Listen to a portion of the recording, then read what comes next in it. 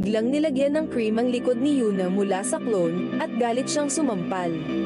Nagmamadali niyang kinuha ang door card at tumakbo sa elevator. Dumating ang boss, nagbanta gamit ang aparato. Ngunit umaasa si Yuna na darating ang elevator. Pinindot ng boss ang switch, at namatay si Yuna sa harap ni Xingmei. Umalis ang boss, nilinis ng security ang katawan. Natakot si Xingmei at natulala. Nang gabing iyon, nagising si Xingmei.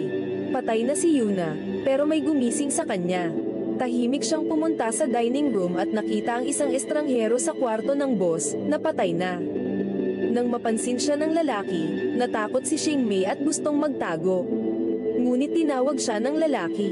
Alam nito ang lahat tungkol kay Xingmei at Yuna. Sinabi niyang iniimbestigahan ng pulis ang kakaibang pagkamatay ni Yuna, at kung malalaman ang koneksyon ni Xingmei, papatayin din siya. Binigyan siya ng dalawang pagpipilian. Manatili at maghintay na matuklasan o sumama sa kanya. Pinili ni Xingmei ang sumama, mahigpit na hawak ang projection ni Yuna. Sumakay sila sa elevator palabas. At nakita ni Xingmei ang isang futuristic na lungsod.